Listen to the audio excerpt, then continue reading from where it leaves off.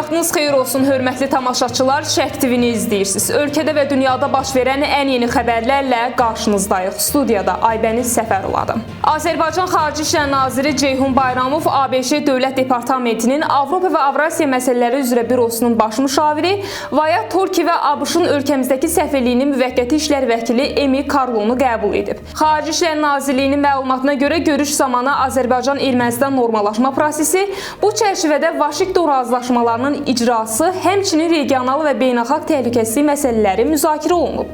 Tərəflər eyni zamanda qarşılıqlı maraq doğuran digər mövzular ətrafında da fikir mübadiləsi aparıblar.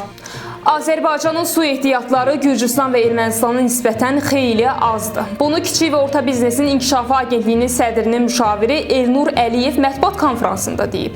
Onun sözlərinə görə Azərbaycanın su ehtiyatı 26,2 milyard kubmetrdir.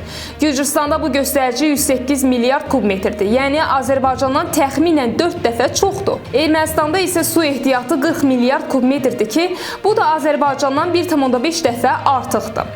Elnur Əliyev onu da əlavə edib ki, ümumilikdə Cənubi Qafqazda mövcud su ehtiyatlarının 15% Azərbaycana, 62% Gürcüstana, 23% isə Ermənistana məxsusdur. Ermənistanın baş naziri Nikol Paşinyan Azərbaycanla sülhün əldə olunmasını tarixi hadisə adlandırıb və bunun hər iki ölkənin hökuməti ilə xalqları üçün böyük nailiyyət olduğunu qeyd edib. O, bu fikirləri Avropa Şurası Parlament Assambleyasının iclasında çıxışı zamanı səsləndirib. Paşinyan qeyd edib ki, Ağ Evdə Ermənistan və Azərbaycan arasında sülhün bərqərar olmasını təsdiqləyən sənəd ABŞ prezidenti Donald Trumpın iştirakı ilə imzalanıb. Sülh nə tətil, nə də istirahətdir. O gündəlik zəhmət tələb edir.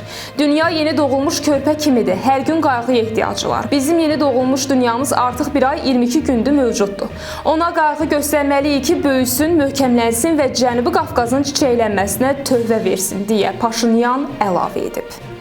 Ərəb və müsəlman ölkələri ABŞ prezidenti Donald Trumpın Qəzza münaqişəsinin həlli üçün təklif etdiyi sülh planını dəstəkləyiblər.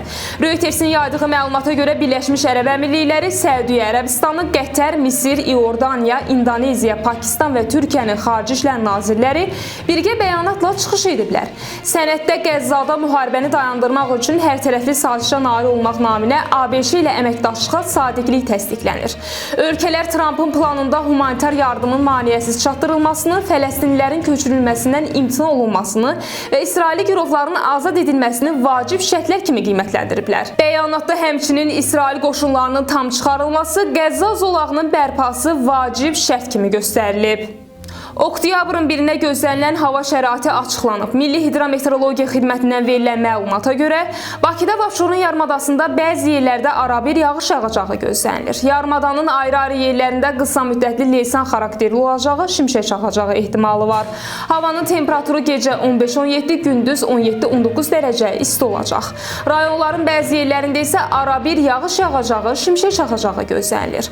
Ayrı-ayrı yerlərdə leysan xarakterli intensiv olacağı, dolu düşəcəyi ehtimalı var.